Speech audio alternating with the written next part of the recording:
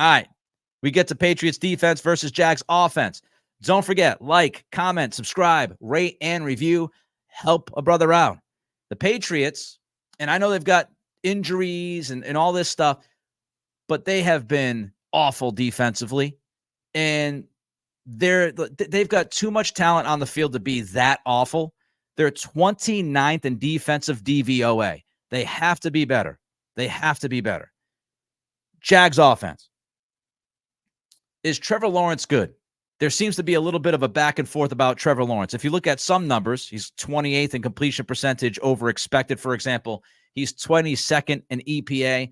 Is it the team or is it the quarterback? Well, it's obviously both. Which is more to blame? You can read people like Evan Lazar who says, look, it's not about Trevor Lawrence as much as it is about the program around him. Not that he doesn't have talent around him. He certainly does. But wide receivers, for example, have dropped 14 passes this season, according to Evan. It's tied for the second most in the NFL. They've been inconsistent. But Lawrence has also been inconsistent, and he has some bad turnovers on his resume. But wide receivers have been dropping passes all year long for him. Now, I do think the Jags, they present some headaches for the Patriots defense. Jonathan Jones last week in man coverage was bad. He got taken to the woodshed by Tank Dell. And what you have this weekend, it kind of reminds me of that Jets game when you had bigger receivers on the outside. And what the Jets did, what Aaron Rodgers did was, hey, look, we're going to attack your smaller corners, right? If you have Marcus Jones or you have Jonathan Jones on one of our big receivers, we're going to throw the football right to that receiver, and we're going to allow that receiver the opportunity to use his size and strength to just beat you. And I would not be surprised if we see some of that this weekend, because when you look at it, Gabe Davis is 6'2". Brian Thomas Jr. is 6'3". So they have two big outside receivers. It would not surprise me whatsoever if they try to attack those smaller corners of the Patriots when they get those matchups, especially Jonathan Jones. I think they're going to try to attack the smaller corners with their bigger receivers. They might try to get, one of their bigger receivers lined up in the slot against Marcus Jones. They're going to try to do some of what the Jets did, I think, and utilize the strength and the size of their wide receiver core. That's a tough matchup for the Patriots. Christian Gonzalez should be fine, but the other guys, tough matchup. Christian Kirk is their slot receiver. Not an easy guy to defend. The Jags also have Evan Engram at tight end. He's a very talented guy. Boneheaded turnover last week by him. Bad fumble from him. But he is a talented dude. And we know that the Patriots, they have had struggles against tight ends, trying to defend tight ends. So who is going to cover Evan Engram? Is Taki going to cover Engram? Is Kyle Duggar? Do you try to throw Isaiah Bolden out there as that bigger, stronger cornerback to try to defend Evan Engram? Jalen Hawkins, does he draw the assignment? I'm fascinated to see how the Patriots plan on defending Engram, because he could be a major headache for them on Sunday. Major headache. Another point. Will Doug Peterson commit to the run against the Patriots? The Patriots, as we know, they've been putrid against the run. Back-to-back weeks of over 190 rushing yards. Do the Jaguars go into the game on Sunday saying, we're going to run the football? We're going to run the football down your throat, because they've thrown the football an awful lot. When you look at what the Jaguars do, they love throwing the football. But will they change that this weekend because of the matchup? Now, when Jacksonville has run, this is very interesting to me. When Jacksonville runs the ball, they've been very successful at it. They have the 12th success rate in football, the 12th highest success rate when running the ball. They are second. Jacksonville is second in yards per carry at over 5 yards a carry, 5.3. But the devil is in the details. Are they running the football so well because their offensive line has been great? Or are they running the football well because their running backs have been really good? Here are some numbers. The Jaguars' offensive line is 25th in run block win rate, according to ESPN. So they have one of the worst run O-lines in football. 25th in run block win rate. They also have the 4th worst yards before contact per carry. So what does that mean?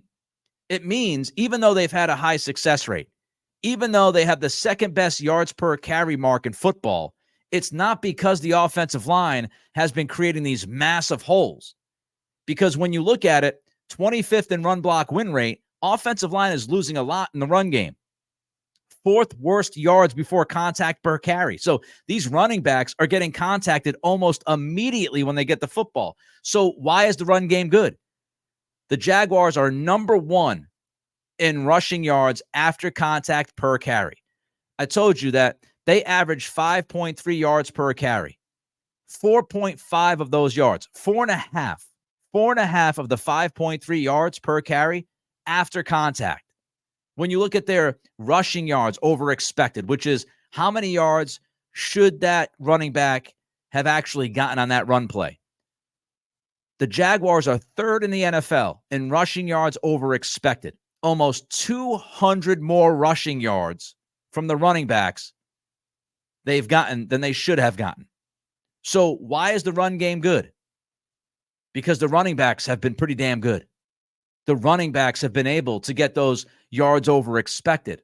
Those running backs are averaging 4.5 yards per carry after contact. That's why the run game is 12th in success rate. That's why the run game is 2nd in yards per carry in the entire league. So does Doug Peterson lean on that as a play caller, right? Is he looking at that saying to himself, hey, this is what we should be doing as an offense. We should be running the football 40 times against this defense on Sunday. Or does he want to throw the football because they love throwing the football? The numbers, of course, let's not forget, for Miami and Houston before they played the Patriots, their run games weren't good. You could look at the analytics just as I did with Jacksonville. You could look at some of the analytics, most of the analytics for Miami and Houston, and both of those teams were struggling to run the football. When they faced the Patriots, it was like a freaking parade out there. They love running the football. So if I'm the Patriots, I have to be ready. I have to be ready for the Jaguars to run the football a lot on Sunday because as a defense, they've given up more than 190 yards in back-to-back weeks. So what does that mean? Well, it means the Patriots, their run fits, linebackers, shoot the right gaps, right? Defensive linemen, hold steady. Devon Godshaw has been great against the run. The other guys have to step up against the run. Keion White has to be better against the run. So the run fits mean something, and also the tackling. We've talked about some of the issues, uncharacteristically this year, the Patriots have had in tackling guys. We talk about the yards after contact from these running backs. You better tackle well on Sunday, because if you don't tackle well on Sunday, Jacksonville's going to get a bunch of big plays on you. A bunch of big plays. Speaking of explosive plays, could be the biggest difference maker in this game. Could be the difference maker in this game. Greg Bedard, my buddy, who I do the podcast with, he wrote this week, the Patriots are now 13th in the league with an average of 6.5 explosive plays allowed per game. They've given up almost 7.5 explosive plays per game since week 1's win against Cincinnati. If you were wondering, last season the Patriots led the league with just 5.2 explosive plays allowed per game. So the Patriots defense, they're giving up way too many explosive plays, especially since week 1. And when you look at what the Jaguars have done as an offense, this is from Football Insights. The Jaguars, they're tied for 8th in the league in explosive play rate. Over 10% of their plays have been explosive plays. So if you think about big plays, making big plays, stopping big plays, the Patriots since week 1 have given up a bunch of explosive plays. The Jaguars are in the top 10 in football in explosive plays. Not a great combination. If you're wondering, the Patriots offense, 26th in explosive plays. That, of course, should go up with Drake May. Last week, they had a bunch of explosive plays compared to what they did the first 5 weeks of the season. So that number should be better with Drake May at quarterback. But big plays could be the difference. Patriots defense has been giving up big plays. Jaguars offense, full of big plays. You've got to be able to make sure you're not giving up chunks of yardage on Sunday. in the run game, in the pass game. Mayo, the changes, I think you should expect, and DeMarcus Covington talked about this a little bit, Christian Ellis. I think Christian Ellis ends up playing over Raekwon McMillan. McMillan's has been terrible against the run. And I think you'll see a little bit more of Sione Takitaki as he gets back to feeling the groove and feeling comfortable about his body and getting back to football. I think you'll see more of Takitaki. Andrew Callahan wonders if you'll see less of Dietrich Wise, who has not been getting after the quarterback. So there could be some changes defensively. I don't think there'll be massive changes. Not massive ones. All right, let's jump to another super chat. $2 super chat from After the Huddle. Thanks, ATH. Run defense with Bentley, 58 yards without 168 yards. Bentley makes a difference. There's no doubt, but they still have enough talent. McMillan, again, he's just been bad. Their run fits have been terrible. Some of this stuff is fixable. It's fixable, and it's now on the coaching staff. It's now on DeMarcus Covington.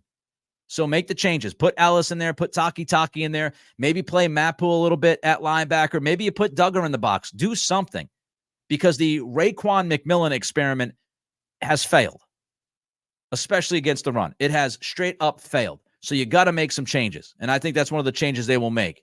And if they don't, man, oh man, that is malpractice by DeMarcus Covington and Gerard Mayo.